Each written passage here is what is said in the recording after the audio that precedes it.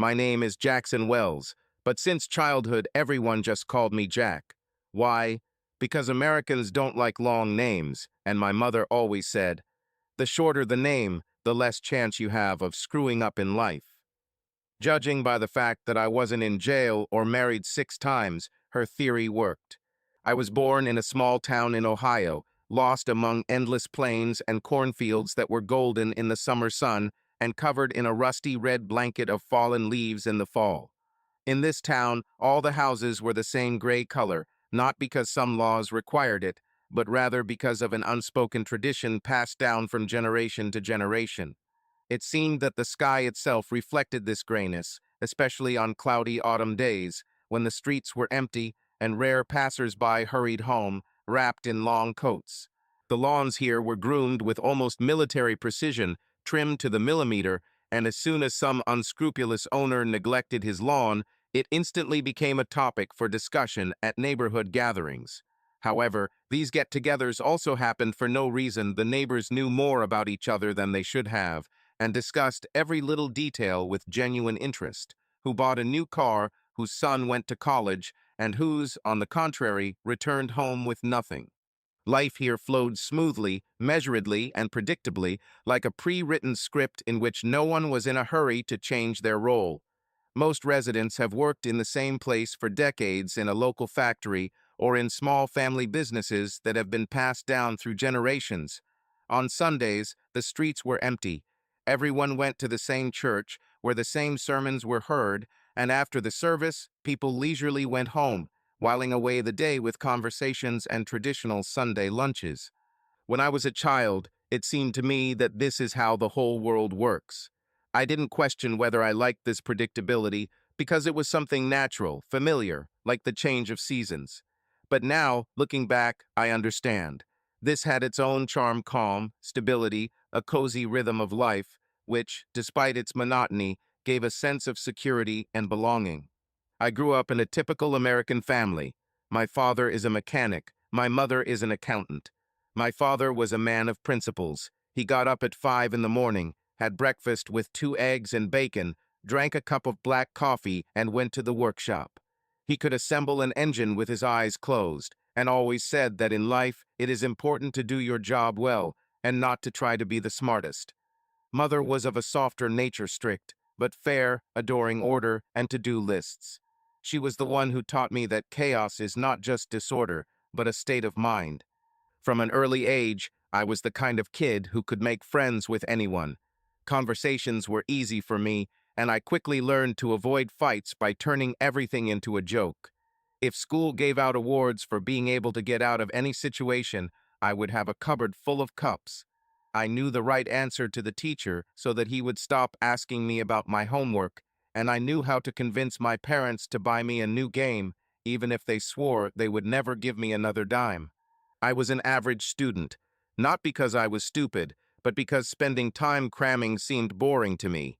Instead, I became obsessed with dismantling old cars, playing basketball, and the art of coming up with convincing excuses for why I had forgotten my homework again. Teachers always said, "Jack, if you put your energy into the right direction, you can achieve anything." It's a pity that they never specified in what direction. By the time I was a teenager, I realized that I had a rare gift, the ability to convince people to do what I wanted. No, I wasn't a crook. I just had a talent for negotiation. For example, if my parents asked me to mow the lawn, I could so colorfully describe how grass dust was harmful to health that my father himself would go out with a lawn mower while I went to play ball with my friends. This skill was useful to me later in life when I had to negotiate with my bosses or get discounts in stores.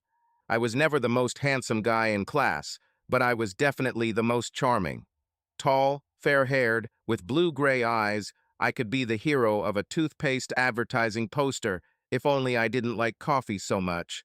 What can you do? There are no ideals. But I always had self-confidence, and this is sometimes more important than good appearance. My youth passed without serious shocks. Well, except for trying to build a soda resale business at school. It was closed down after a week, and the time I accidentally broke my parents' car while testing whether it was true that butter could be replaced with cola. It turned out no, it's impossible. It was one of those lessons that I learned once and for all. Some experiments are best left to scientists. Besides school pranks, I have always been partial to sports. Basketball became my salvation. It had everything I liked: speed, dynamics, excitement. I didn't dream of becoming a professional, but I was always happy to get out on the court and play a couple of matches with my friends. Sports not only helped me keep myself in shape, but also taught me an important thing. In any game, not only individual talent is important, but also the ability to work as a team. But despite all these exploits, I always tried to live honestly, respect my parents, and stay out of trouble. So far it has worked for me. But as they say, life will more than once push you to the line beyond which the real test of character begins. But that's a completely different story. Before marriage, life was an endless experiment. I tried, I failed, I tried again. I had more than enough self-confidence, but not the slightest clear plan. I had no doubt that a great future awaited me. The only question was what kind. I wanted everything at once: success, recognition, freedom. But how to achieve this is a separate question. When the time came to choose a profession, I was guided by a simple principle: something universal, where you can earn money and not sit still. I ended up going to college to study business and management. This seemed like a reasonable decision because businessmen are respected, they have money, and they decide for themselves what exactly they do. True, it didn't immediately become clear to me that I would have to not only calculate profits, but also pass the most boring exams in microeconomics, understand tax legislation, and give endless presentations. My student years were crazy. I appeared in classrooms, but I liked classes outside the college walls more. Organizing parties, working part-time in a coffee shop, trying to make money by selling t-shirts with absurd slogans, I grabbed onto anything that could bring me experience and at least some money. Sometimes it seemed to me that I was living several lives at once: a student during the day, a barista at night, an aspiring businessman at night. I never sat idle because I believed that any acquaintance, any situation could one day come in handy. And of course, student life would be incomplete without sleepless nights, stupid decisions, and stories that are best not told to parents. One day, I even tried to create my first company, a mini event agency. My friends and I organized themed parties, offered room decoration services, and looked for photographers. The first few events went off without a hitch, but then it turned out that coordinating dozens of people, negotiating supplies, and not forgetting about the budget was not so easy. The project soon closed, but the experience was invaluable. I realized that I have organizational skills, but I lack patience. I was not an excellent student, but I knew how to negotiate, get out, and find loopholes. If I needed to prepare a project overnight, I found someone who could help. If there was a threat of failure in a subject, I found out how to fix everything. It wasn't laziness, more of a survival strategy. In the end, it always seemed to me that those who win in life are not those who know everything by heart, but those who know how to get out of difficult situations. By the end of my studies, I firmly realized it is important for me not just to earn money, but to enjoy the process. I was attracted by the idea of independence, the ability to control my own life. I started studying investments more, tried working in startups, and looked for ways to monetize my knowledge. It turned out that I liked marketing and sales more than I expected. I learned how to negotiate, develop promotion strategies, and understand client psychology. By the time I graduated, I had a ton of useful skills, several failed business ideas, and a firm belief: the main thing is to be flexible, and everything else will follow. I didn't know what the next step would be, but I was sure it would be exciting. Back then, I had no idea that the real tests were just ahead. And by this time, I had my first sexual experience, which, to be honest, was far from the scenes from the movies. In reality, everything went much faster than I had planned, and much less spectacularly. I'm still convinced that my then-girlfriend pretended everything was fine just out of respect. But as they say, the main thing is practice, not theory, and over time the situation has improved. Open relationship. Yes, I tried it. College was a time when everyone was experimenting, and I thought the idea of dating anyone without commitment was the perfect format. But it soon became clear that I was not very good at not being jealous and not complicating things with unnecessary thoughts. It turned out that I'm not very good at playing without emotions. There were other relationships not so fleeting. I dated one girl for almost a year, and it was a full-on, exclusive relationship. We spent a lot of time together, shared plans for the future, and even discussed what we would do after graduation. But over time, she honestly admitted that she wanted to try something new, see the world, live differently before tying herself to a serious union. I couldn't blame her. We parted peacefully, without drama or reproaches, simply realizing that our paths diverged. It was a good lesson that sometimes the right decision is not to hold on to something that inevitably changes. After graduating from college, a completely different life began, a life in which there was no longer a schedule of classes, sessions, and student parties. Now you have to earn a living and, preferably, not at a job that makes you hate every morning. At first, I grabbed every opportunity to save at least some money. I started working in the sales department of a large company. It was a typical office where everyone wore the same suits, had the same useless meetings, and drank too much coffee. My task was to sell a product that no one really needed, but the bosses demanded reports of high sales. I quickly realized that if you managed to sell someone an item that they didn't even intend to buy, then, in principle, you can already consider yourself successful. But I didn't stay there long. Working in an office felt like a slow death to me. I couldn't imagine spending my life like this, filling out spreadsheets and reporting useless accomplishments to my boss. I needed a challenge, something that would give not only money, but also the feeling that I was doing something worthwhile. The next stage was a startup. Friends suggested an idea for a small business related to social media marketing. This was a time when companies were just beginning to realize that without the internet and advertising on it, they were losing. We promoted brands, created advertising campaigns, and tried to understand how consumer psychology works. I liked it. It was interesting to analyze what makes people buy certain things and ignore others. However, as often happens with startups, everything collapsed 2 years later. We could not withstand the competition and financial difficulties. After that, I again found myself at a crossroads. Look for a stable job or continue to try myself in something new. This time fate smiled at me, and I received the position of international project manager in a large company. The work involved frequent business trips, complex negotiations, and constant communication with people from different countries. It was exactly what I needed: a dynamic environment, the opportunity to develop, and a decent level of income. I learned to connect with a wide variety of people, solve complex problems on the fly, and enjoy work that not only gave me money, but also a sense of professional growth. Business trips are not only work, but also a series of funny situations, especially if you find yourself in an unfamiliar place among equally dazed colleagues from flights and jet lag.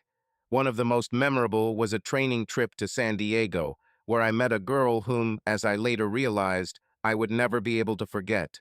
The training was designed for 5 days, and all participants decided to spend the first evening in a bar to relax and make friends. I was among those who got to the bar first, ordered a whiskey, and was already preparing for a series of boring conversations about corporate strategies when she entered the room. Her name was Savannah Blaine. This name is remembered immediately, as is her appearance: tall, slender, with luxurious copper hair gathered in a careless bun, and eyes that seemed too attentive, as if she could see something in you that you yourself had not yet guessed. She moved confidently, easily, as if the whole world had been created solely to serve as her background. "You look like you're ready to fall asleep from boredom," she said, sitting down next to me and, without invitation, taking my glass of whiskey. She took a sip and chuckled. "Not a bad choice, but you could have done better." I wanted to be indignant, but her impudent smile, which showed too much charm, confused me. Which would be the best? I asked, watching as she motioned for herself to order a cocktail, the name of which I couldn't even make out. "It all depends on the company," she replied meaningfully. Savannah was not just charismatic, she was that rare combination of intelligence, confidence, and irony that is difficult to resist. We started talking, discussing everything from the pointlessness of training to the best surf spots in San Diego. She worked in corporate investments, was used to understanding people, and seemed to instantly understand that I was not much of a rules person. When the bar closed, we were in no hurry to leave. At night, a warm wind blew on the coast, and we wandered along the beach, arguing about which of us had the more ridiculous profession. At some point, she stopped, looked at me, and said, "You know, you should take risks more often. You have the face of a person who is too used to controlling everything. So you know a lot about risks." I grinned. "I created them," she answered with a sly smile. I couldn't understand then how right she was. But our meeting did not end that night. The next day at the training, Savannah led one of the sections, which came as a complete surprise to me. I sat in the audience watching her easily hold the audience's attention, masterfully manipulating words and facts. Her confidence, ease of communication, and that same fire in her eyes that I noticed yesterday made her performance a real show. After the lecture, I approached her and remarked with a grin, "You forgot to say that you will give a lecture. Do you like surprises? Life is a series of surprises." "I hope you liked it," she replied with a wink. The remaining days of the training passed in mild tension. We increasingly found ourselves next to each other, as if we had crossed paths by chance, but we both knew that this was far from an accident. On the last night before leaving, we found ourselves on the beach again. "If you were offered to stay here forever, would you agree?" she asked, looking at the waves. "The question is not where you are, but with whom," I answered. She smiled, and at that moment it seemed to me that San Diego had never been as beautiful as it was now, when I stood here with her. As you probably already guessed, the story did not end there. After the training, we did not get lost in the whirlwind of everyday work, but, on the contrary, began to look for excuses to see each other again. Meetings took place on neutral territories in other cities, at new events, and places where our work trips took us. Neither of us asked any unnecessary questions, but we both understood that these meetings were far from just friendly conversations over cocktails.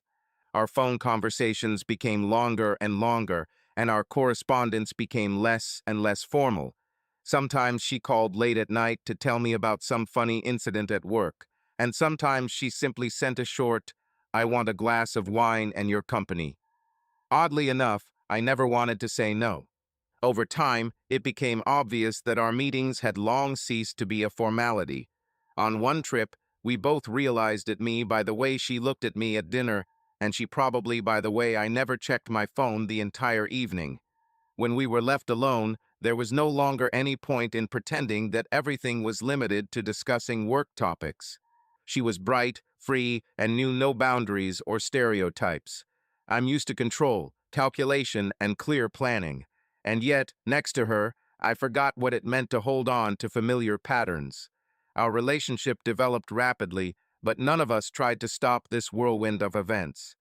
Each new meeting brought something new, which made it impossible to think about one day just taking it and saying enough. One day, when we were sitting in a small cafe in Chicago after another conference, she suddenly looked at me and said, "You do understand that we have long crossed the line of friendship." I grinned and pretended to be surprised. "Is it true?"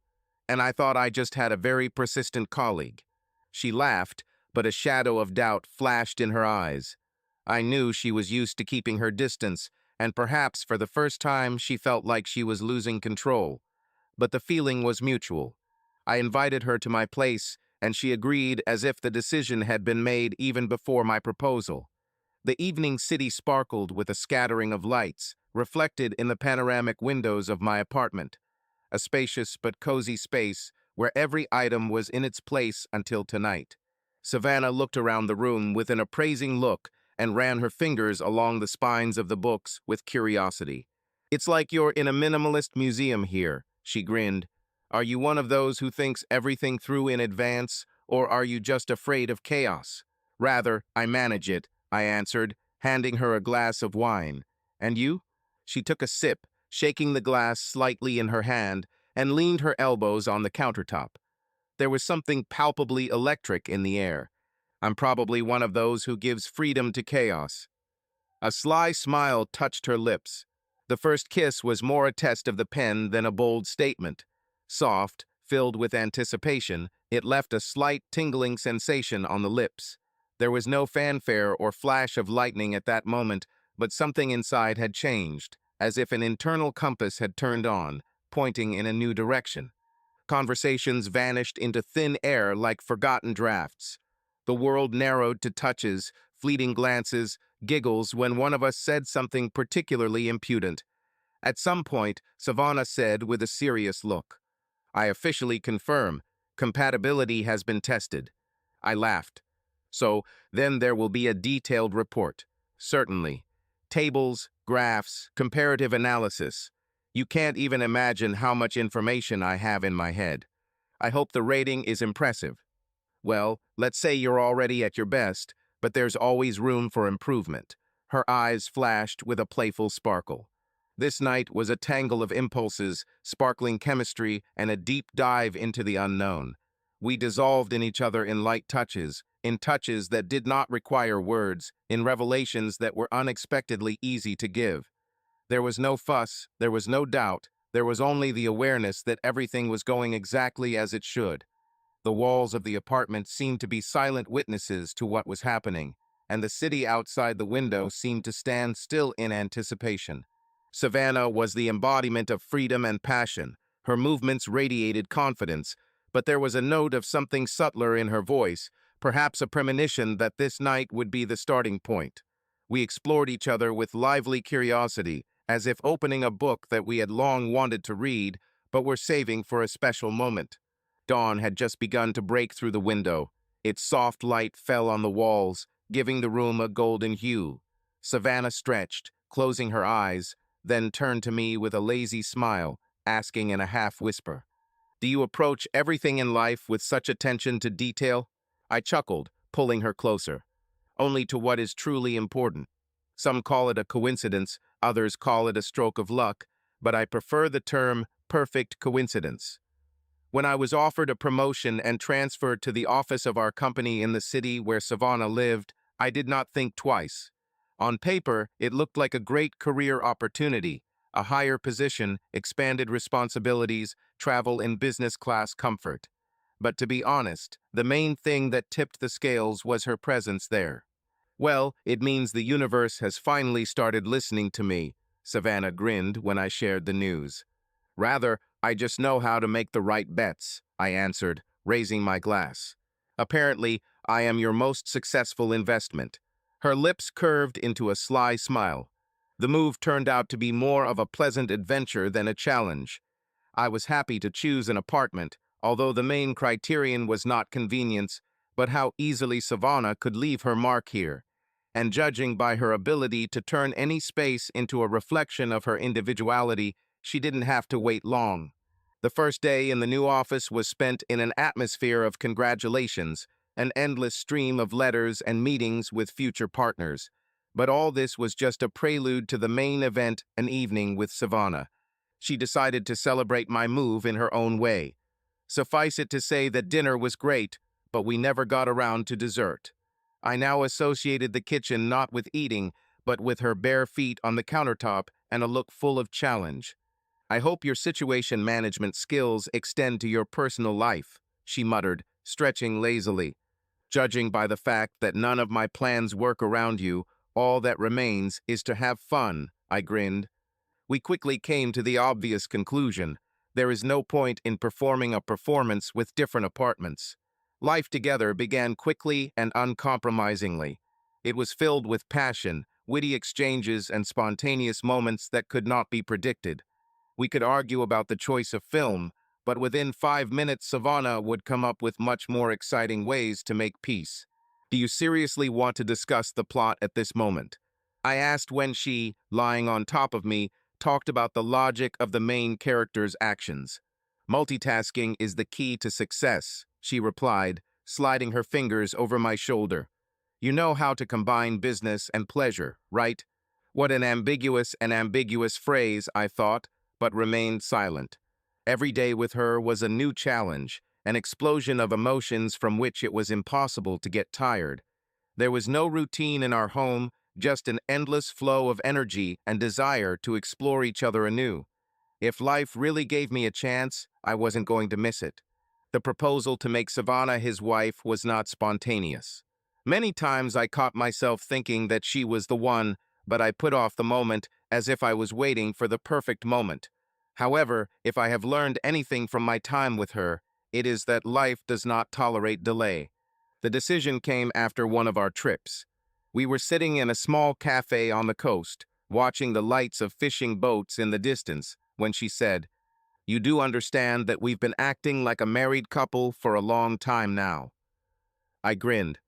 Was that a subtle hint or a direct order?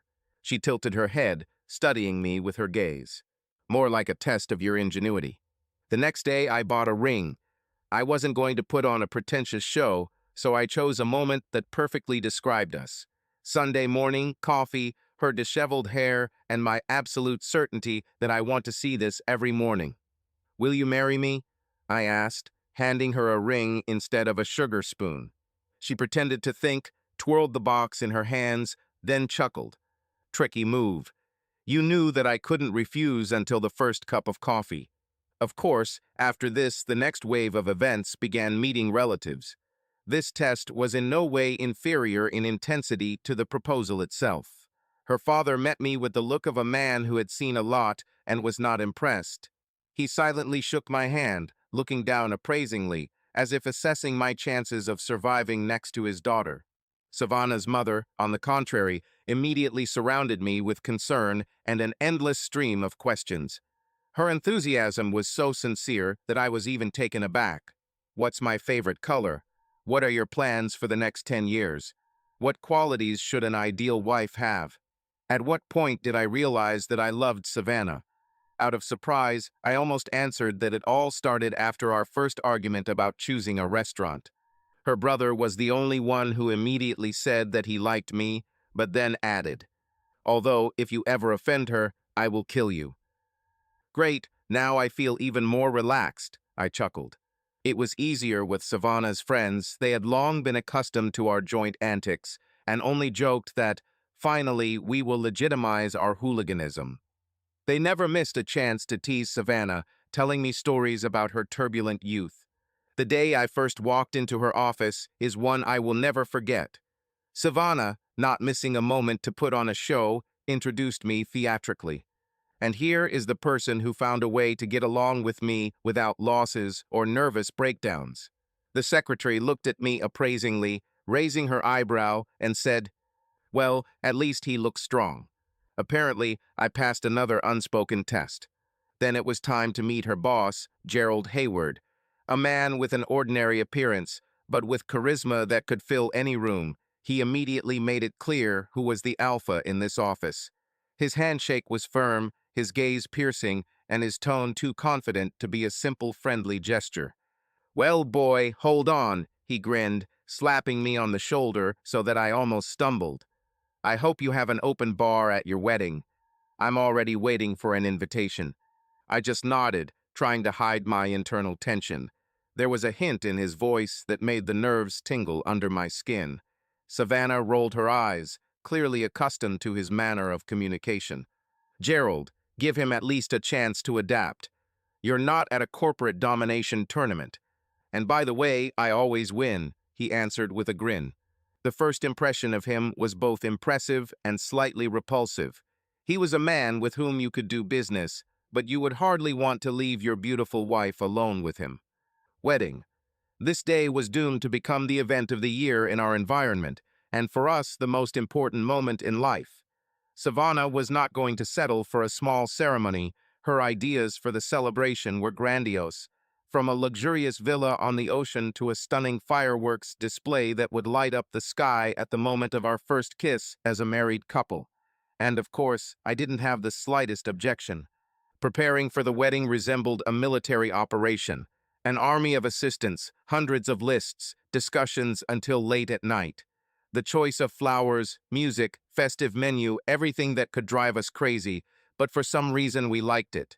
Savannah enthusiastically immersed herself in every detail, and I simply enjoyed her happy eyes, realizing that this bustle was not just the threshold of an important event, but in itself a part of our common history.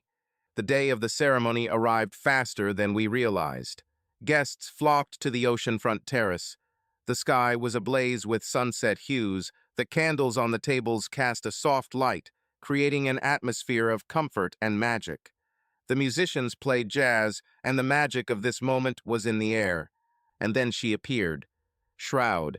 Her dress flowed like a waterfall of light, the long train gently sliding along the path. Her hair was styled so that she resembled a film star of the last century. When she left, all the talking died down. Even Gerald Hayward, who usually never missed an opportunity to insert a caustic joke, simply remained silent, stunned by her appearance. We decided not to use standard vows, but to write our own. I remember standing in front of her, feeling my heart beating loudly. Savannah, you burst into my life like a hurricane, and since then there has not been a day of peace in it. I promise to be your companion in this crazy adventure, to protect you, support you, annoy you with my reasoning, and love you as only I can. You are my best choice, and I will do everything so that you never regret your decision. She smiled, her eyes shining. You are the only person with whom I can argue, laugh, dream, and be myself. I promise to support you when you don't ask for it and argue with you when you don't want to. I promise to be yours with all my crazy ideas and passion for freedom. And yes, I will remind you that your logic doesn't always work. When we exchanged rings, something inside me clicked. It was not just a formality. From that day, we became a team. After the ceremony, the reception began. The guests admired, the friends rejoiced, the parents secretly wiped away their tears. And of course, Gerald could not leave everything without his signature intervention. Raising his glass, he said with a grin, I have a small wedding gift for you from the entire company. A sparkling new car rolled out onto the site, a sports convertible, black, elegant, with a beige leather interior. Shroud squealed with delight, and I wondered for a second if I had made a deal with the devil. I hope she's fast enough to keep up with your life, Gerald grinned. The honeymoon began the way a perfect honeymoon should begin, with an escape from reality. We flew to an island where everything except the ocean, hot sand, and each other seemed insignificant. The first few days passed in absolute serenity, endless breakfasts in bed, long walks along the shore, the whisper of waves rolling on the skin, and the absence of any worries. Everything was too good to think about anything else, or almost. I tried not to dwell on it, but Gerald's gift haunted me. I knew it was from the company, but I couldn't shake the feeling that this gesture was hiding something more. That evening, we were sitting on the terrace of the villa enjoying wine and the sunset when I finally decided to raise the issue. Don't you think the gift is a little too much? I asked, pretending that I was just thinking out loud. Savannah leaned back on the lounge chair, lazily twirled her glass in her hands, and raised an eyebrow. Why, too much. Nice car, stylish, fast. Isn't it a great gift? I'm not talking about the car, but about the one who gave it. I shook my glass, looking at the red wine, as if it could give me answers. Are you sure this is not his personal initiative? I don't like this guy. Savannah grinned, looking at me with slight mockery. Oh, for heaven's sake, it's not Gerald's personal gift. This is a gift from the company, a collective gesture. He just voiced it because, he loves the dramatic effect. I snorted. He achieves a great dramatic effect. Too broad gestures, too smug look. I wouldn't be surprised if he's already expecting to be the godfather of our firstborn. Savannah laughed and shook her head. Well, if you start to be jealous of him, I don't even know what to say. He's just the boss.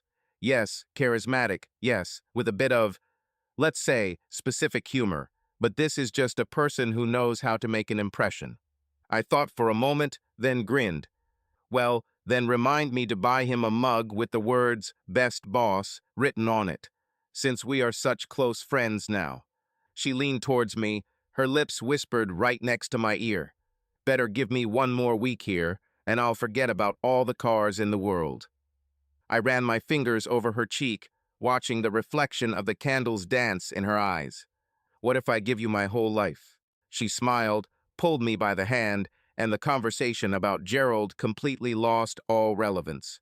Family life began like everyone else's, with joyful morning breakfasts, cozy evenings, and cute everyday little things that at first seemed so charming. Savannah left her magazines everywhere, and I stubbornly stacked them. She would forget to turn off the bathroom light, and I would close the door behind her, muttering something under my breath about utility bills. Everything was cute, predictable, and, as it seemed to me, completely normal. But over time, household little things began to accumulate like a snowball. For example, the question of who will take out the trash suddenly turned into a strategic confrontation. You promised to take it out in the morning.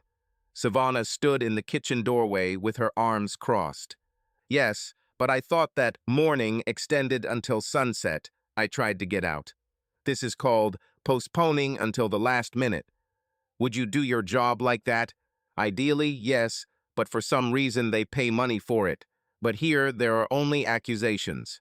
Savannah chuckled, but in the end, I still had to take out the trash. Work took a lot of time. Endless meetings, urgent projects, business trips. We were both busy, but didn't think much of it. Savannah also disappeared at the office, and when she came home, she looked as if she had just ruined negotiations at the level of international politics. "You have no idea," she said, taking off her shoes right at the entrance. This day was hell. I had to explain to Greg 3 times that the marketing strategy is not based on, "let's try something fun." "It's surprising that it's still working," I answered, looking into the refrigerator. "Well, shall we order food or try to cast magic on the stove? I would prefer that a restaurant chef perform the magic." Savannah plopped down on the sofa and looked at me with that sly smile that meant that I was cooking today.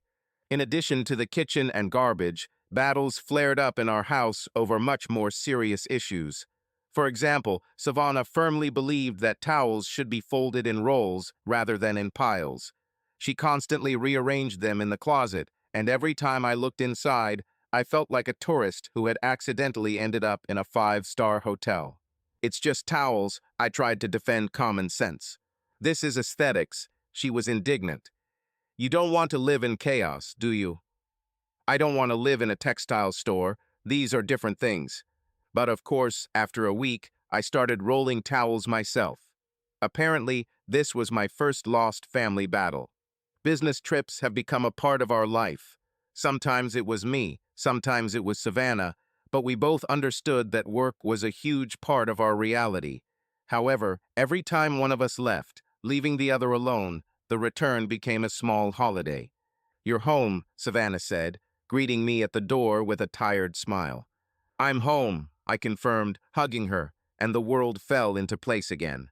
Yes, family life was far from the ideal of romantic films, but perhaps it was in these little things in the battles over the trash can, towels, and choice of dinner that its real value lay. Children were not part of our plans. Savannah and I were sure that before thinking about a family, we needed to create a solid financial foundation so that in the future our possible heirs would not need anything. We wanted to be those parents who can provide their children with the best education, a carefree childhood, and a confident start to adulthood. That's why we built our careers with tenacity bordering on obsession. Working weeks with 60-hour shifts, endless projects, business meetings, trips. We were at the peak of productivity, enjoying independence, and the fact that we could manage our time without looking at the needs of others.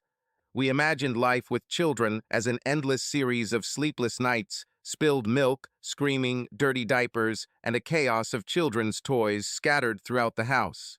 This picture, albeit slightly exaggerated, seemed to us something distant, almost unreal, something that could be postponed until later when the right moment appeared. But as you know, life is the best screenwriter and master of unexpected turns. She never asks if we are ready, does not check our plans, but simply places her pieces on the board. And one day, in a series of familiar workdays, in the bustle of meetings and plans, we were faced with news that turned our measured, clearly structured life upside down. When we found out we were expecting twins, our first reaction was a mixture of panic and delight. Savannah, in her usual manner, immediately began planning a list of doctors, finances, educational methods. I spent a week trying to understand that from two people we suddenly turn into four. Of course, parenthood turned out to be not as glamorous as it is shown in the films. For the first months, we lived in zombie survival mode, learning to differentiate crying into categories: hunger, fatigue, just checking to see if we were still there. If they scream at the same time, do we share responsibilities? I asked one day, looking at Savannah, who managed to rock one child to sleep while checking work emails on her phone. No, if they scream at the same time, you pretend not to hear until I call you, she snorted. Our life has turned into a series of rituals replacing each other. Children woke up on a schedule that changed every day, and any disruption to these chaotic schedules turned into a mini apocalypse. We have become professionals in the art of falling asleep in 30 seconds and waking up at the first sound. Coffee became not just a drink, but a salvation, and we learned to drink it almost on the go. But despite all the difficulties, the twins brought us incredible happiness.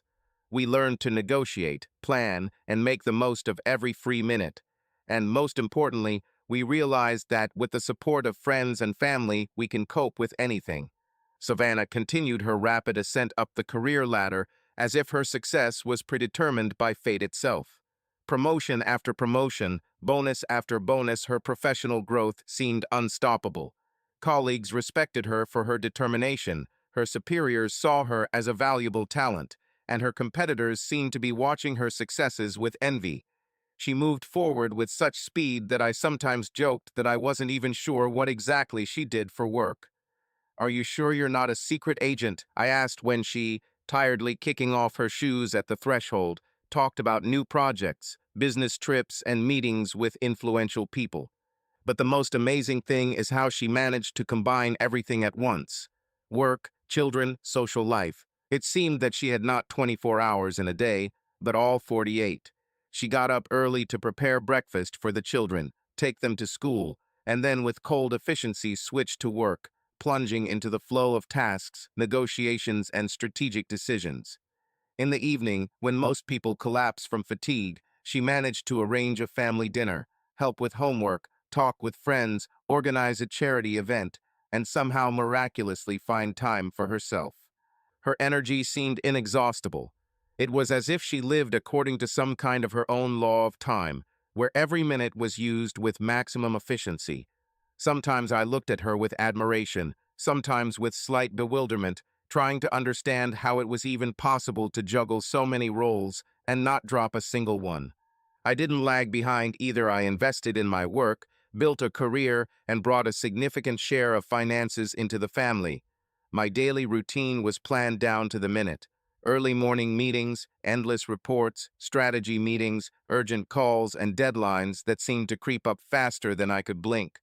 I got used to the rhythm of constant busyness, to coffee replacing full meals, and to checking emails in the evening, even when it seemed that the workday was long over. But our lives weren't just about offices and spreadsheets.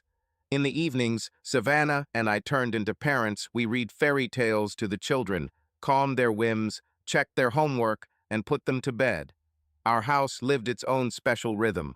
In the morning, there was bustle before school. In the afternoon, there was a business race. In the evening, there were quiet family moments filled with laughter, fatigue, and sometimes even disorder, which we no longer perceived as chaos, but rather as a sign that life was in full swing in the house. Sometimes it seemed that our reality was divided into strict, almost mathematically verified blocks: work, family, sleep if we were lucky. There weren't enough hours in the day, but it was the rhythm we chose. At some point, we realized that we were ready for more. Long years of dedication, hard work, and constant movement forward brought us to the very point where a new chapter of our lives began. We bought a house. It was not just a house, it was a place that we dreamed of, but perhaps we were afraid to say our dream out loud for fear of frightening it away. Spacious, bright, surrounded by lush greenery of the garden, where apple trees bloomed in spring and golden leaves rustled softly in autumn. On the wide terrace that runs around the house, one could watch the sunrise with a cup of hot coffee, wrapped in a blanket and breathing in the fresh morning air. In the evenings, we sat there together, watching the soft sunset color the sky in shades of pink and orange, and somewhere in the distance we could hear the rare sounds of night birds. The living room, with tall panoramic windows, was flooded with soft morning light that fell in golden stripes across the wooden floor and filled the house with a sense of peace. There was a special atmosphere here, cozy chaos and family warmth. Large sofas that were invariably littered with children's toys and scattered books, a massive bookcase against the wall full of our favorite stories, and a fireplace in which logs crackled comfortably on winter evenings. The kitchen has become the heart of the home. Spacious, with white marble countertops, copper fittings, and a huge wooden table where our breakfasts, spontaneous family gatherings, conversations about everything and nothing took place. The aromas of freshly brewed coffee, warm bread, and something homemade were always in the air here, even if we rarely found time for culinary experiments. The bedrooms were located on the second floor. Our room had a wide bed, into which children invariably jumped in the mornings, bringing with them warm blankets, favorite soft toys, and endless chatter. Their own rooms were a real world of children's fantasies. Stuffed animals lived here, entire cities were built from cubes, and drawings full of magical creatures and bold ideas hung on the walls. The basement, which I had planned to turn into my office, quickly came under the twins' guns. They declared it their fortress, a place for secret games and research. As a result, my strict desktop with a laptop and the chaos of children's toys, painted boxes, and homemade huts coexisted there. This house contained everything: us, children, our dreams, work, books, rare moments of silence, and even rarer evenings spent with just the two of us. It became not just a place where we lived, but a space where everything breathed coziness and warmth, where the walls kept laughter, where every morning began with the light rustle of steps on the wooden floor, and every evening ended with quiet conversations in the twilight. I officially declare that I can finally leave socks in any room, and we will still have space, I said, walking around the new house. If you leave socks, the kids will think it's a new game and start building forts out of them, Savannah answered, arranging books on the shelves. The house quickly filled with life. Our twins, Leo and Olivia, turned it into a real living mechanism, where everything was in constant motion. Leo is restless, with endless energy and the ability to find adventure in any corner. Olivia is his complete opposite, sensible, thoughtful, but no less cunning, especially when it comes to using her charm to get her brother to do her job. Every morning began with their voices coming from different parts of the house. Leo, "Stop climbing on the kitchen table," Olivia screamed. "Stop lying," he retorted, clutching the stolen cookie in his hands. Toys scattered throughout the living room have become a natural part of the interior. Both twins were remarkably similar to Savannah. The same expressive eyes, confident posture, and even the manner of raising an eyebrow when they clearly disagreed with my opinion. But despite the external similarity with their mother, they were emotionally attached to me. Leo copied my gestures, tried to repeat my phrases, and proudly declared that when he grew up, he would become just like Dad. Olivia always sought my gaze in any incomprehensible situation, expecting support and advice. I doted on them. I tried to spend every free minute with them, be it crazy races on bicycles around the yard, building forts out of pillows, or evening stories before bed. We continued to build our careers, develop, plan for the future. But now our world revolved around these two little hurricanes that filled the house with new meaning every day. Now we live surrounded by joy, plans, ambitions, and constant movement forward. Sometimes it seemed to me that Savannah was jealous of the children towards me. She didn't say it out loud, but I noticed how she sometimes looked at us. These were fleeting glances, barely noticeable pauses in the conversation, but I caught them. Gerald Hayward was still present in our lives, and what is most unpleasant, he did it as if by chance. His name came up in conversations, he sent congratulatory messages on holidays, he offered Savannah promising projects in which he allegedly saw her unique leadership qualities. It seemed like he was everywhere and nowhere at the same time. I began to notice that Gerald was not just Savannah's colleague and boss, but something more, a constant background to her life. in which I could not help but see alarming details. He didn't just send holiday greetings, but did it at 2 in the morning, allegedly because he just returned from negotiations in Tokyo. He didn't just show up at company events, but always found a way to be close to us, discreetly patting me on the shoulder while he told Savannah about incredible career opportunities. I saw how important her work was to Savannah, how she was passionate about what she did, how she achieved new heights. She was moving towards her goal, and I didn't want to put obstacles in her way. I understood that if I started this conversation, she would only laugh and say that this was nonsense, that Gerald was simply a respected person who supported her professional growth. However, I couldn't help but notice his special attitude. When we met at corporate events, he always found an opportunity to tell me something with subtext. Well, what is it like to be the husband of the most ambitious woman in the company? Are you holding on? He grinned, shaking my hand a little longer than necessary. I'm holding up great, thank you, I answered with a constant smile, but inside I was seething. Savannah, of course, did not attach any importance to these moments, although I was sure that somewhere deep inside she still understood what I was silent about. Sometimes I wanted to ask her a direct question. You really don't see what he's doing. But I restrained myself. I knew that her career meant too much to her, and Gerald, whether I liked it or not, remained a part of that journey. 20 years. 2 decades of marriage, hundreds of days filled with happiness, routine, petty quarrels, reconciliations, and confidence that my life turned out exactly as it should have. I believed that Savannah was my destiny, that we had gone through all the trials and only became stronger. I was proud that we weathered the storms together, found a way out of any difficult situations, and maintained our love.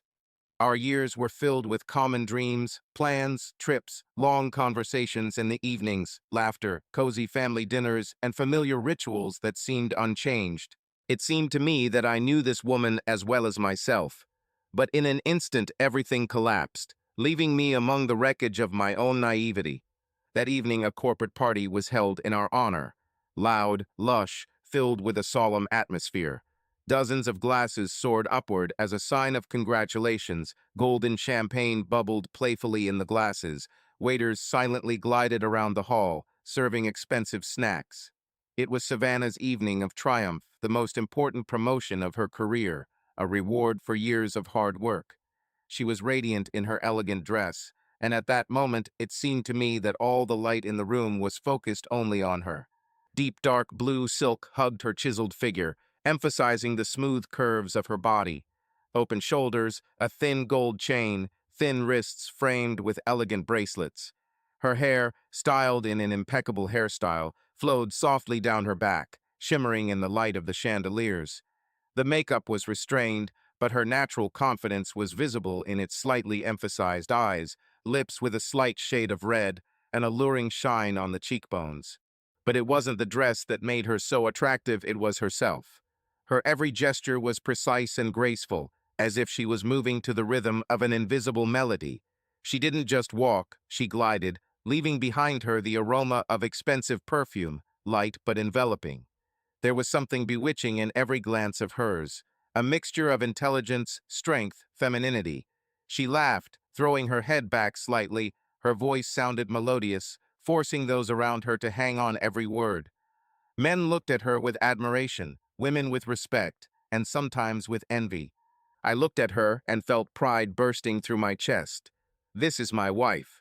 My beautiful, smart, talented woman who achieved everything herself, did not break, did not turn away from the path. That evening she was a queen, brilliant, undeniable, inimitable. And I, as her husband, was the one who could call this goddess mine. But even through this delight, a strange, almost imperceptible feeling of uneasiness broke through.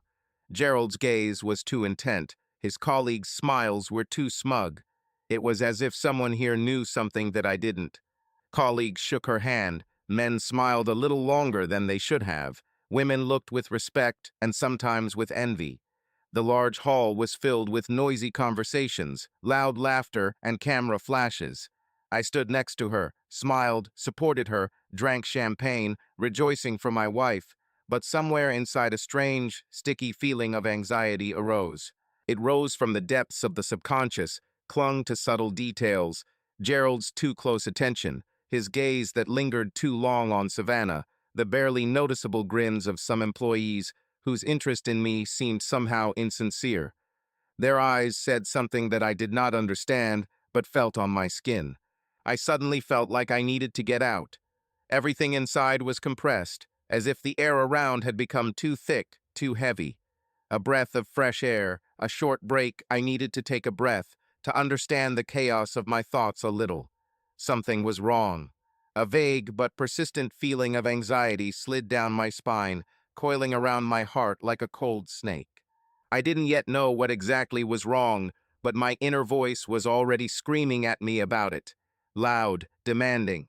I stepped towards the toilet, hoping to come to my senses. Water on your face, a few deep breaths. This should have been enough to collect your thoughts. But fate decided to finish me off completely. As soon as I went inside, I heard them. Vote. Voices I should have heard a long time ago. He doesn't even know, poor fool, came a mocking laugh. There was so much disdain in Gerald's friend's voice that something inside me snapped. So many years, and he is still sure that his family is ideal. You bet, Gerald chuckled, drawlingly, lazily, as if the conversation didn't matter. Savannah has always been a smart woman. She understood that good decisions require sacrifice. I froze. My wife's name, uttered in his voice, echoed throughout the space, painfully hitting my ears. Her career, her status. All this became possible only because she knew who to be with and when. Well, was it worth it? His friend laughed. Believe me, it was worth every cent. Gerald's voice was smug and lazy. He didn't even hide his pleasure. Her ambition made her the ideal lover. All it took was a little push, a little direction, and she was ready for anything. I closed my eyes, not breathing, not moving. Even for a family, he added after a pause. What do you mean? Oh yes, Gerald chuckled. Her children are my children. At that moment, the world cracked. No, it exploded, shattered into fragments, and fell on me like 1,000 razor blades. I felt the blood drain from my face, and my head began to buzz. Nonsense, muttered his friend. Not at all. Gerald laughed. Do you think I just invested money in it? Savannah always had a choice, but she always chose a career. And when I offered her real success, she chose me. I felt my nails digging into my palms. The pain helped me not to break down. Savannah told you that he's leaving for 3 days. His friend clarified with a grin. Of course, Gerald nodded contentedly. This idiot is always happy to help his wife build a career, and she and I always found something to do in his absence. Pause. They were enjoying the moment. They even managed to plan the children for one of these departures. Laughter. Loud, arrogant, drawn out. I stood in the darkness of the corridor, feeling rage boiling inside. It was not just anger, it was cold, sharp, icy rage that penetrated the bones and poisoned the blood. I saw how everything was collapsing before my eyes. I stood in the middle of a hall filled with guests and felt like the stupidest person in the world. Everyone looked at me, but no one saw that I was already broken. Multicolored flashes swam in my eyes, voices merged into a roar, but through this noise I could still hear her laughter. Savannah stood in the center, beaming like a queen, surrounded by congratulations and glasses of champagne. She looked like she had just conquered the world. I wanted to rush to her. I wanted to grab her shoulders and scream, "How could you?" But instead I froze, unable to take a single step. Was it fear? Or the realization that I lost 20 years ago when I decided to trust her unconditionally? Gerald appeared next to her, leaned towards her ear, whispered something, and she laughed. I turned around and walked towards the exit. I needed to get out of here, figure out what to do next. I have never been a vindictive person, especially when it comes to physical violence. But I couldn't leave everything as it was either. I was torn from the inside with rage and humiliation. I felt the anger melt me into something new, cold, calculating. I didn't need screams. I didn't need scenes. I needed proof. I needed to rub Savannah's nose into the dirt she had created. to force her to see the truth that she had hidden from me for 20 years. The first thing I did was order cameras from Amazon. Small, almost invisible, with the possibility of remote access. I installed them in the house, in the office, in places where I suspected her business life might take place. I didn't know how far the betrayal went, but I was sure that even the slightest evidence would be enough for me to destroy her constructed lie. Then I sent DNA samples, mine and our children's. I did this through an anonymous service without unnecessary questions or conversations. There was some kind of painful, burning premonition living inside me, but I still clung to the chance that at least in this I was wrong, that at least the children are mine, that not everything that I have been building for 20 years will turn out to be built on a lie. Waiting for results was the worst torture of my life. I lived like I was on a powder keg. But the worst thing was the evening before my business trip. I sat at the table opposite her, watching her eat, how she nodded in response to my words, how she smiled carefree. I knew that she had been lying to me for 20 years, but I needed to see, would there be even a shadow of doubt on her face, any hint of conscience? You know, sometimes it seems to me that you and I are one of those rare couples who really found each other, I said, looking expectantly into her eyes. Savannah grinned and covered my hand with hers. Of course, dear. We've been through so much, and look where we are now. Isn't this ideal? Yes, perfect. I squeezed her fingers, trying to keep myself from squeezing them too tightly. Tell me, have you ever thought about how your life would have turned out if everything had gone differently? What are you talking about? She looked at me with slight bewilderment. I shrugged. Well, for example, if you had chosen a different career, or another person, do you think you would be as happy? For a split second, something flashed in her eyes. Shadow, hesitation, or did I just want to see it? Nonsense, she laughed lightly, but her hand trembled slightly. You know, I never doubted that I did everything right. I nodded without looking away. My heart was pounding, but I kept a calm expression on my face. She continued her deceitful game. I lived, built, believed. The years passed like sand through my fingers, and I didn't even notice I was so sure that everything was solid, reliable, indestructible. Relationships are a temple, aren't they? It is built by two people, stone by stone, propping up the walls with trust, connecting the vaults with devotion. I remember how it all began, how stupid and naive the first promise was, I will always be with you. I didn't know then that words could be empty. Those vows can crumble like dried leaves underfoot. I didn't suspect. I didn't see any cracks in the base. I didn't notice how at some point doors began to open in my temple that I myself had not entered. I just lived. I was too busy believing that there was a person next to me who was also building and not dismantling what we were creating brick by brick. And then one day I found out. The truth did not come like thunder. She didn't scream. She is a poison that has seeped into the blood and poisoned every cell. At first, I didn't believe it. Then he looked at her face, a face that he knew, loved, cherished. And I realized, yes, all this time I was blind. I look back. 20 years. 20 steps along one road. I'm looking for the moment when everything breaks, but I can't find it. Because it has always been broken. I think about trust, how easy it is to give it and how impossible it is to return it. I think about betrayal, how it doesn't come right away, doesn't tear me apart, but seeps in over the years, rotting inside until I myself turn into ruins. I ask myself questions. When? How? Why? But the answers don't change anything. The main question is different. What now? Can I forgive? No. Can I forget? Never. But can I be whole again? Or am I no longer there? With these thoughts, I fell asleep that night. Tomorrow, I am leaving on a business trip, after which all the secrets will be revealed. I knew that when I returned, the world in which I lived for 20 years would no longer exist. This was the last evening when I could still pretend that everything was fine. Last night, I fell asleep next to the woman I loved without showing that I knew the truth. And in the morning, I packed my suitcase, kissed my wife on the cheek, heard her usual, "Don't forget to call when you get there," and walked out the door. At that moment, I realized that I would have to return to a completely different life. 3 days passed painfully slowly. I don't remember what exactly I did on the business trip. Endless meetings, dinners with partners, correspondence, everything merged into one gray lump. My thoughts were there at home, where I left the cameras, where I left the lies that continued to live their lives, thinking that I knew nothing. And here I am again in my office. Night, silence, only the light of the laptop screen illuminates the face. There is a sealed envelope with DNA results next to my hand, but I don't dare open it yet.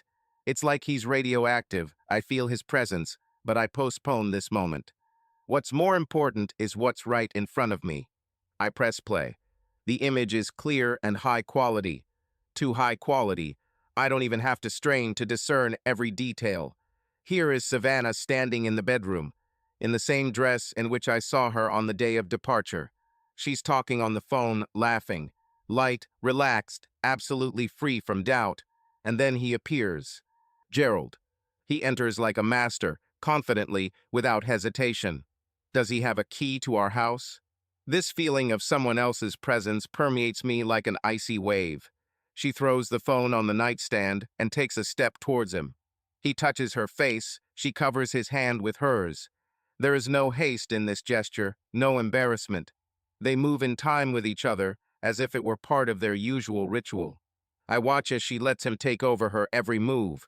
The way her body responds without the slightest hint of resistance. She gives herself to him easily, without struggle, without hesitation. This is not a spontaneous act, this is their reality. I watch how she allows him to lead, to direct, as if he is the one to whom she rightfully belongs. They talk, laugh, their breath merges together. This is not just a hobby, this is a life that runs parallel to mine, existing in the dark, hidden behind the mask of family happiness. I keep watching. Until the end. Without blinking, without looking away, without allowing yourself to turn off the recording. Not allowing yourself to forget. When it's all over, I close my laptop. There is an emptiness in my chest, so deep that it seems as if they stuck a knife into me and turned it several times. I'm not angry. I don't shout. At this moment, I don't even feel hatred. There is only one thing understanding. I didn't exist. Not as a husband. Not as a person worthy of respect. It was a convenience. Background. I look at the envelope. I lean back in my chair and close my eyes. I open the envelope. Now I have everything I need. For the next 2 weeks, Jack prepared for his performance. It had to be more than just an exposé. It had to be a masterpiece. Every detail was thought out to the smallest detail, as if he were planning a surgical operation. He no longer allowed himself emotions, just calculation, only precision. Invitations for their 25th anniversary were sent out in advance. Savannah, as always, was busy with work and entrusted the preparation of the evening to him. He ordered catering from the best restaurant in the city. The menu was carefully selected: expensive champagne, delicious snacks, dishes that were supposed to symbolize the level of their ideal life. Everything had to look perfect. Legal documents have been prepared. The lawyer had them ready. The projector was installed. The evidence is systematized. Each file is neatly folded into a presentation. He continued to play his role.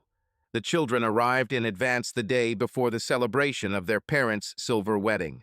He met them at the gate, watching as Leo, tall and fit, in a dark coat with a scarf casually thrown over him, got out of the taxi first, followed by Olivia in an elegant light coat, with thick dark hair tied at the back of her head. She smiled, and for a moment he saw their mother in her, the same features, the same look. But inside there was a steely grit that she inherited from him. "Dad, hi." Olivia was the first to rush to him, hugging him tightly, with sincere warmth. "Hello, princess," he kissed her temple. Leo stayed a little distant, but also smiled, shaking his hand. "How are you, father?" My son's voice was deep, without the youthful harshness, with a hint of confidence that comes with age. "Everything is fine. Are you hungry? Our dinner is ready." They went into the house. The aroma of fresh bread, herbs, and spices hung in the air. Their mother, as always, had turned the kitchen into a gastronomic paradise. Olivia immediately went to help in the kitchen, and Leo stayed with me in the living room. "You look tired," the son remarked, looking at him with an attentive gaze. "Work," I answered evasively, pouring myself a glass of wine. "And you? How are your studies?" Leo smiled and leaned back on the couch. "Not bad. We are finishing a project for the competition. If everything goes according to plan, we have a chance to receive a grant." "That's great, son." "Yes, but there is almost no time, so I literally live in the workshop." After a while, Olivia came in, dusting her hands off on a towel. "Mom says dinner is ready," she announced, sitting down next to him. "How are you? Have you already discussed all the important topics?" "Almost," I grinned. "How are you doing at your university?" She shrugged. "Sometimes it seems that I study only for the sake of a diploma, and I build all my connections outside of the lecture halls. But I like it, especially practice at the consulate. Already chosen where to go next. I'm thinking about the State Department. Or perhaps the UN." I nodded, hiding my pride. They have grown up. They became independent. But will they ever understand why I act the way I do? I watched them over dinner, their little smiles, the way Leo joked with Olivia and she teased him in return, the way their mother watched them both lovingly. The mansion was filled with guests. Expensive cars stopped at the entrance, the driver opened the door, and men in expensive suits and women in designer dresses came out, beaming with fake smiles. Conversations flowed smoothly, filled with compliments, empty promises, and carefully hidden arrogance. The house was decorated with incredible luxury. White lilies, golden candles, shimmering light from crystal chandeliers. On the center table is a huge wedding cake decorated with edible pearls. Everything hinted at a great event, at an ideal union, which everyone thought would be sealed once again with vows of love. In one of the niches of the hall, among expensive wines and champagne, stood a priest in strict black vestments. The guests whispered, some with emotion, others with slight bewilderment. Many believed that Savannah and Jack decided to renew their marriage vows, highlighting the strength of their long union. Savannah looked dazzling, as if she had stepped out of the canvas of a great artist who had captured a moment of female perfection. Her floor-length, snow-white dress, woven from weightless fabric, gently flowed over her figure, emphasizing her grace and impeccable silhouette. The satin folds flowed smoothly, shimmering in the soft light of the chandeliers, and the thin lace that adorned the neckline and sleeves gave the outfit a sophisticated elegance. Her brown hair was styled in elegant, soft waves that beautifully framed her face, creating an impression of lightness and effortless luxury. Every movement of the head made the diamond earrings flash with dazzling sparks, as if tiny stars reflected all the brilliance of the evening. Savannah's eyes shone with a warm light, her smile conveyed confidence and pleasure. She gracefully glided between the guests like a seasoned actress on stage, accepting compliments with a slight nod of her head and a grateful smile. Her laughter sounded loud, but unobtrusively, like the melody of the finest crystal. Not a single hint of excitement, not the slightest shadow of doubt. Savannah controlled the situation flawlessly. She felt in her element, surrounded by admiring glances, like a queen at a magnificent ball given exclusively in her honor. The guests moved easily from one group to another, like actors changing scenery on the stage of a secular theater. Their conversations alternated with discussions of the latest high-profile deals, promising investments, new fashion trends, and of course, the constant rumors of divorces and secret affairs. Light smiles, unobtrusive laughter, cocktails in crystal glasses, all this was intertwined into a single rhythm of a social evening, filled with brilliance and hidden intentions. A delicate, complex aroma of expensive perfume hung in the air, tart oriental notes mixed with light floral shades, creating a dizzying cocktail in which shades of luck, wealth, and influence were discernible. It was punctuated by the smells of gourmet snacks, which waiters, dressed in immaculately pressed snow-white shirts, deftly served on trays of polished silver. Their movements were precise and controlled, as if part of a well-rehearsed performance, where each gesture served the overall picture of a perfect evening. Everything looked flawless, perfect, as if it had come straight out of the pages of an expensive glossy magazine. In this impeccably regulated world, Gerald also felt confident, relaxed, natural, like the host of the evening, even if the holiday was not his. He deftly maintained a conversation, switching from one topic to another, holding the attention of those around him, making them laugh and think at the same time. At one point, he gently pulled Leo and Olivia aside, offering them a little more privacy. His gaze was soft, but tenacious. His manners showed a slight ease, behind which his attention to detail was hidden. He asked them about their studies, plans for the future, making it clear that he was interested in their lives. There was no pressure in his words, only light, almost imperceptible hints. Perhaps one day there would be a place for them in the very prestigious company where their mother worked. This was not a proposal, but rather the sowing of seeds that might eventually bear fruit. Gerald spoke confidently, but without unnecessary insistence, allowing his thoughts to find the right soil on their own.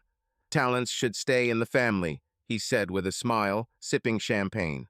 Jack, watching this from the side, felt everything boiling inside. As the number of guests reached its peak, Jack stepped forward, gracefully raising his glass and tapping its rim several times with a silver spoon. The crystal ringing echoed throughout the hall, instantly attracting the attention of everyone present. The whispers and laughter died down, and dozens of eyes turned to him. Anticipation hung in the air. Savannah, shining like the star of the evening, turned to him with a dazzling smile filled with anticipation and slight excitement. Her eyes flashed with a lively sparkle, impatience flashed in them. She was sure that this moment would be the culmination of the evening, that a magnificent declaration of love would now follow, a romantic gesture worthy of their long years of marriage. Her snow-white dress shimmered in the light of crystal chandeliers. The fabric caught the reflections of light, creating an aura of perfection around her. She carried herself with the same grace and confidence, like a queen at a ball, without the slightest doubt about her power over this holiday.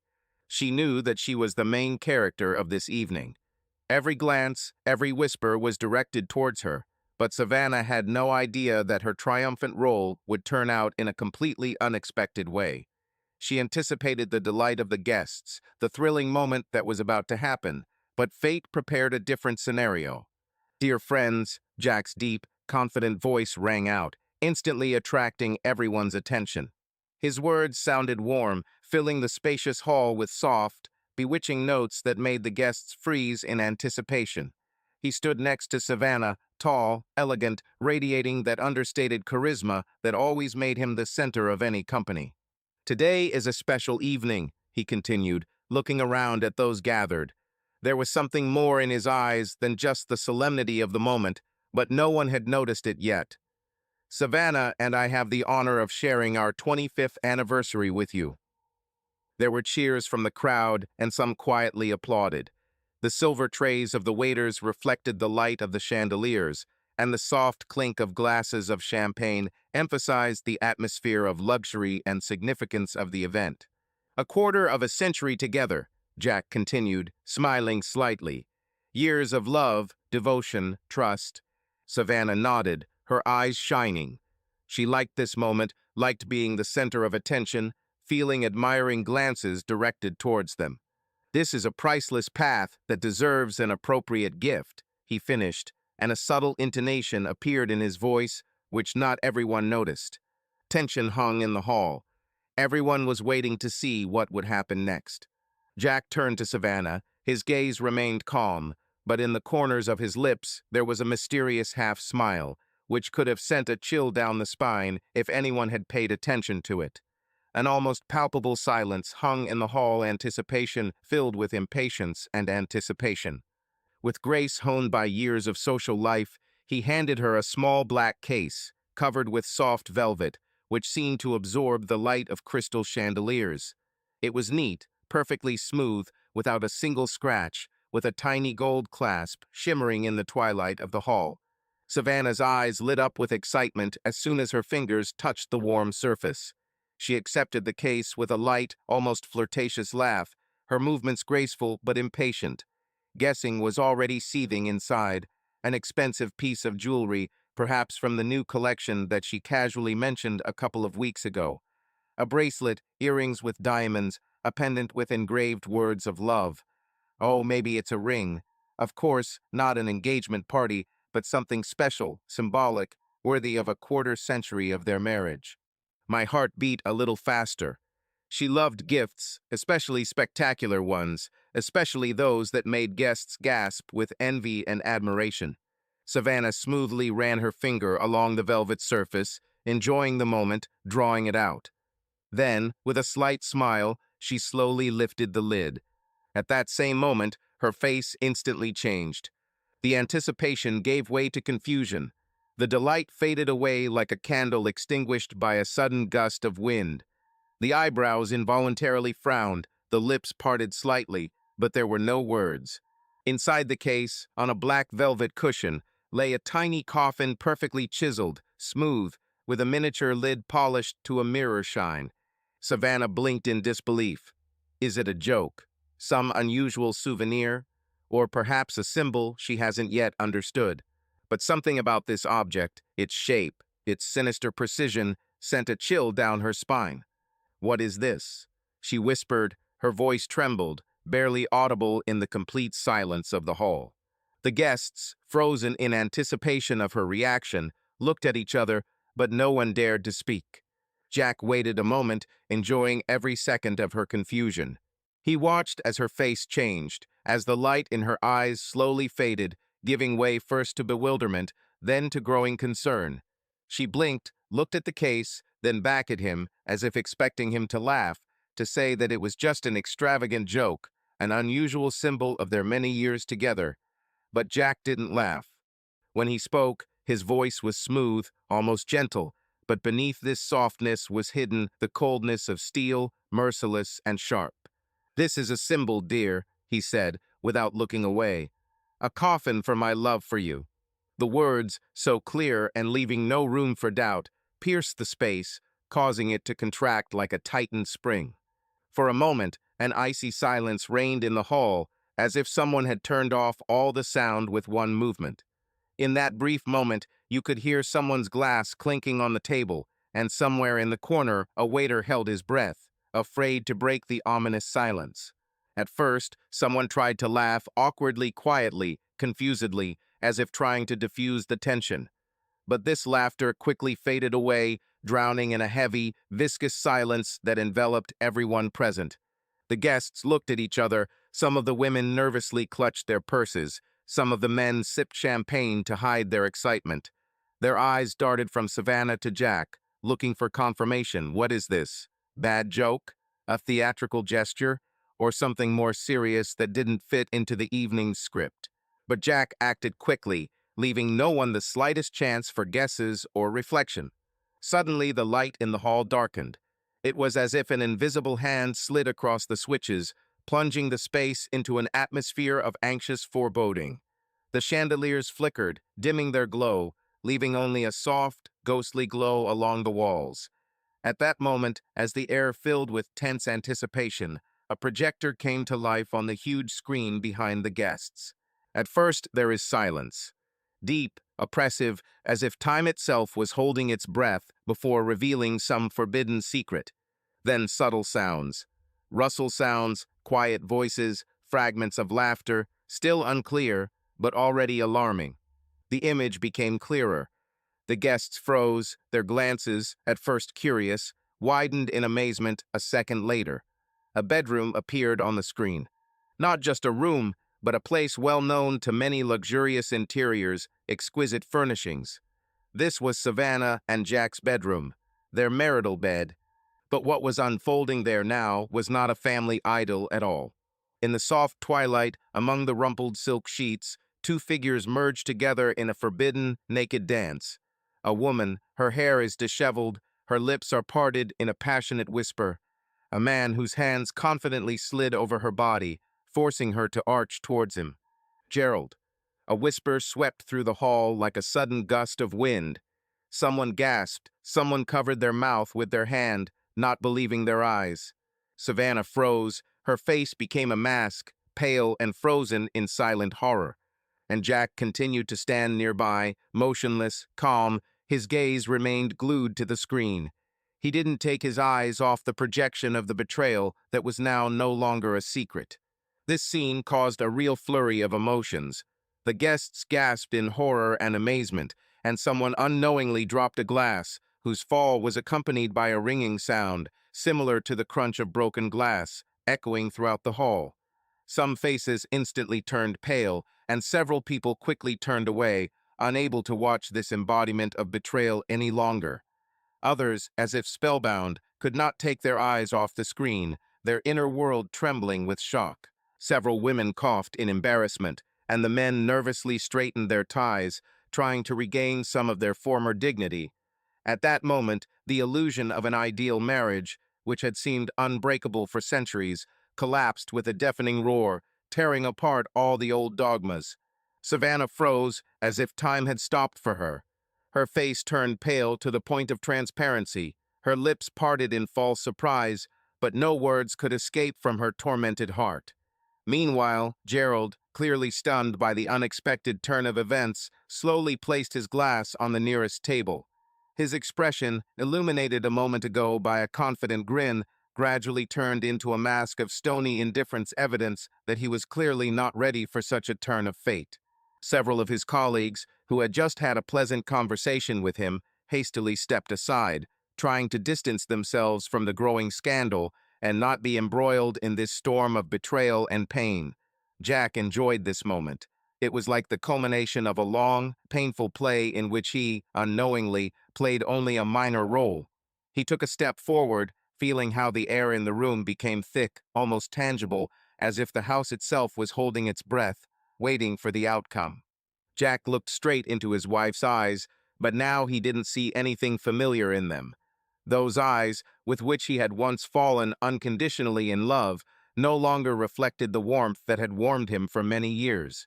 There was no more love in them, no sincerity, only cold calculation, which, perhaps, had always been hiding there. He just refused to see it.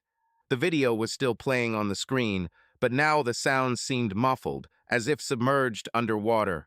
Reality closed in around them, crowding out all the other guests, erasing noise, conversations, and even people's breathing. There are only them left: Jack, Savannah, and the truth that can no longer be hidden. 25 years, a quarter of a century. His voice was even almost impassive, but in this restraint there was a sense of steel, cold and ruthless. We were building a house, family, raised children. I loved you. I supported you, protected you, and believed that we were one. He fell silent, letting the words hang in the air, falling like a heavy weight on her shoulders.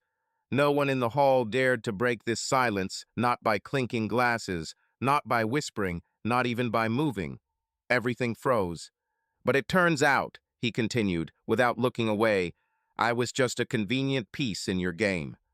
Savannah's lips twitched, but she didn't say a word. Her face, which just a moment ago had been beaming with triumph, had now turned pale, and even the slight blush that had given her the perfect picture of a confident woman had disappeared. Her fingers were still clutching the case convulsively, as if she hoped it was just a nightmare that she could slam shut and forget.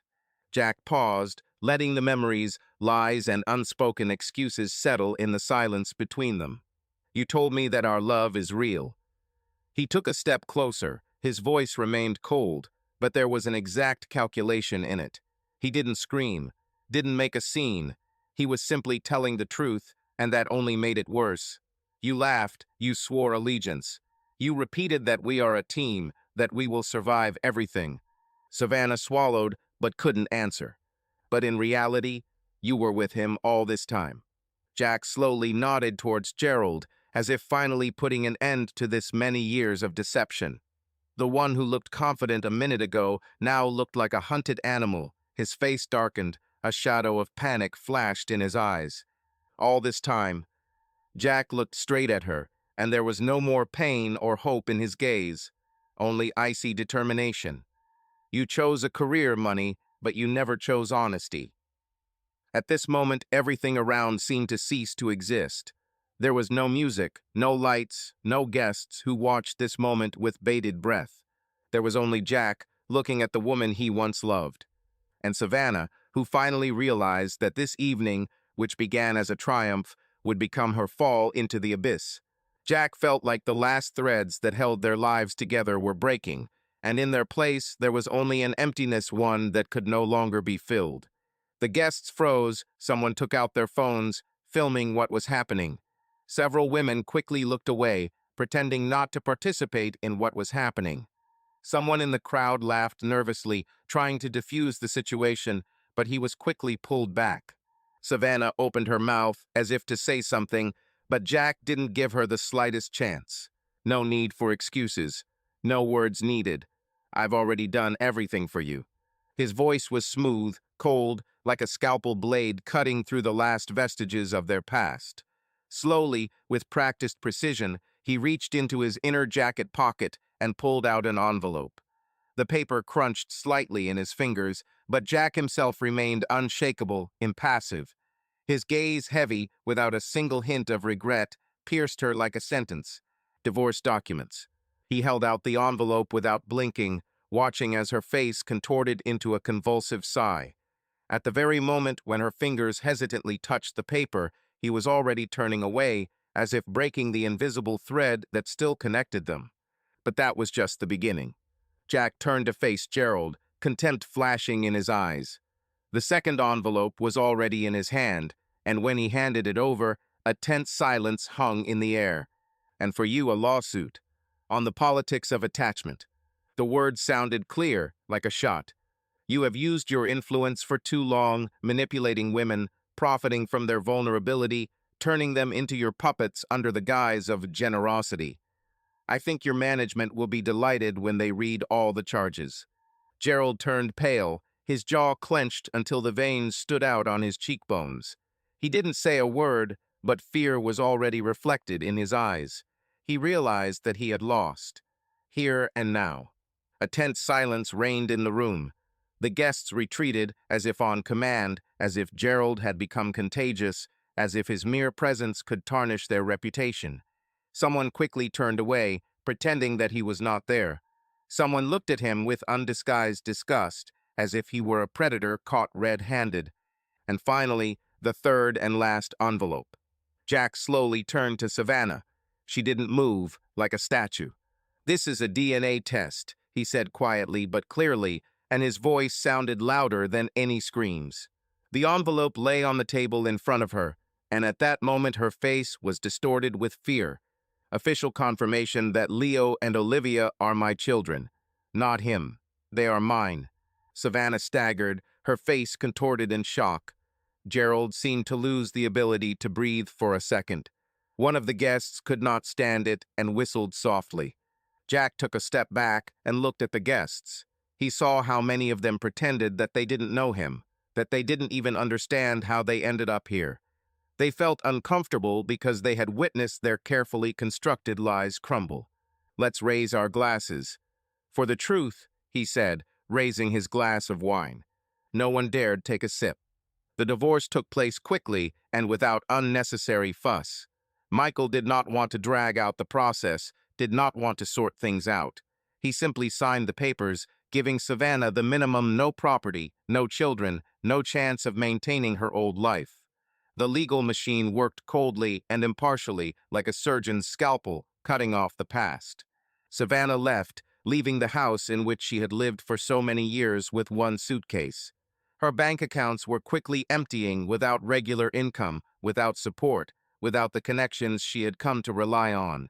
She tried to get a job at another company, but her reputation was destroyed.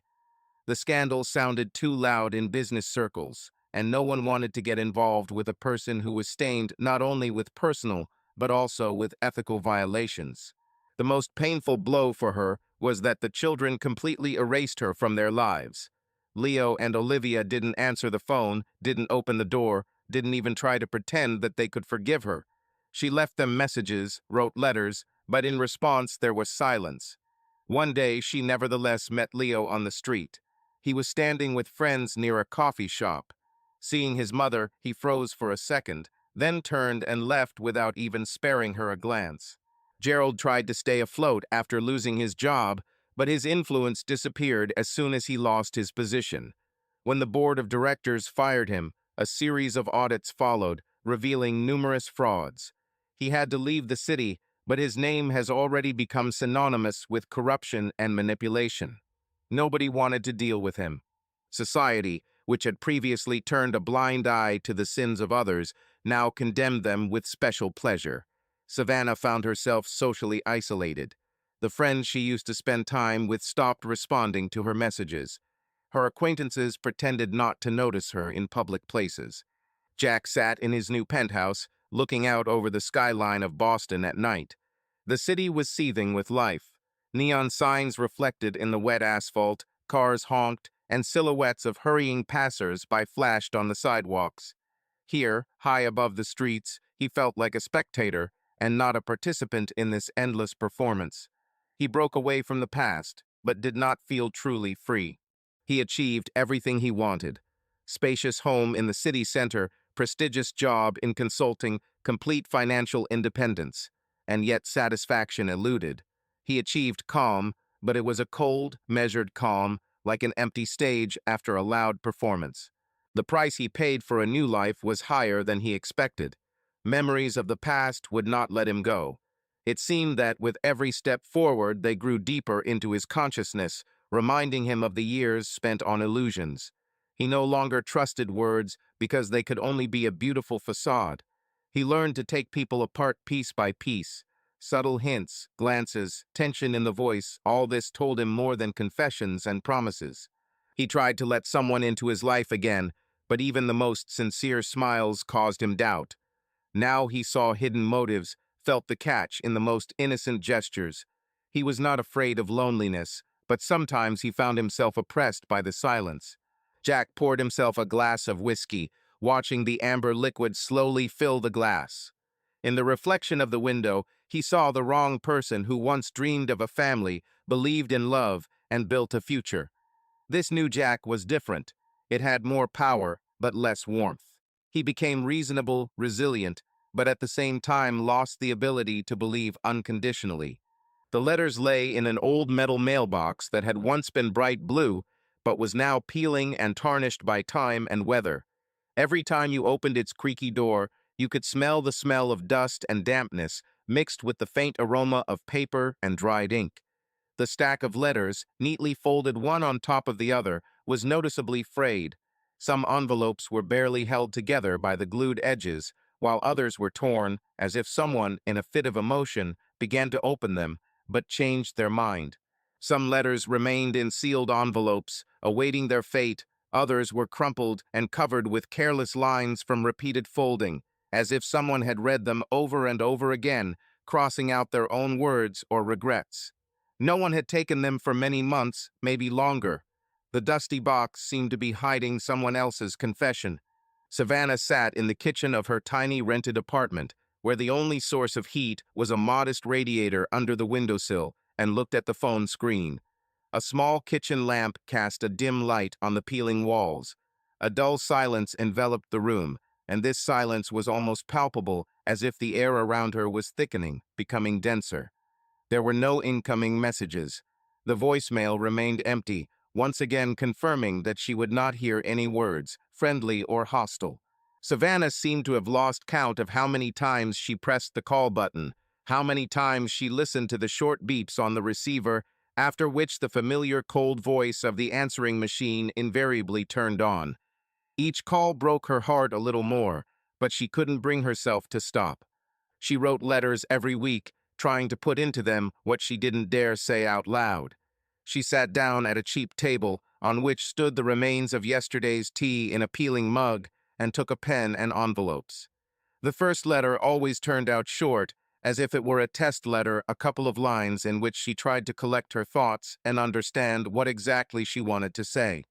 Then came moments when the feelings that had accumulated over days and months burst out. These letters turned into long confessional monologues, where every word was saturated with pain and remorse. She tried to talk about everything, about her unfulfilled dreams, about their once common future, which she herself destroyed, about the ambitions that blinded her and obscured true love and devotion from her. In each letter, she admitted how cruelly she had acted and how much pain she had caused Jack. She recalled moments when she could change everything, when fate gave her a chance to stop, rethink what was happening, and choose a different path. But every time she chose the wrong turn, as if she was stubbornly walking towards a cliff, neglecting the arguments of her conscience and the trust of a loved one. She wrote about how later, already alone with herself, she realized that all this time she had been deceiving not only Jack, but also herself, hiding her guilt, covering it up with a false sense of her own achievements and an endless desire for success, which in the end turned out to be empty. Savannah asked for forgiveness in all these letters as if she were memorizing a prayer, repeating words of repentance over and over again, hoping that one day they would sound sincere and loud enough for Jack to hear them, even if he never opened the envelope. She did not expect an answer. She understood that perhaps these letters would remain unread. But she continued to write because she was convinced. Maybe at least part of her soul would find peace if she poured out her bitterness and shame in letters. Each envelope was a tiny chance for her, almost a rite of purification, even if she did not believe in real forgiveness. At times, she caught herself waiting for a miracle, that one day she would find an unfamiliar number on her phone or receive a short message from Jack, full of anger or resentment, but that would be better than complete indifference. However, the phone remained stubbornly silent, the voicemail was not filled, and the days turned into weeks and turned into months.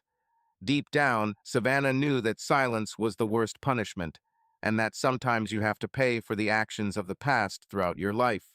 Meanwhile, the mailbox kept filling up and filling up.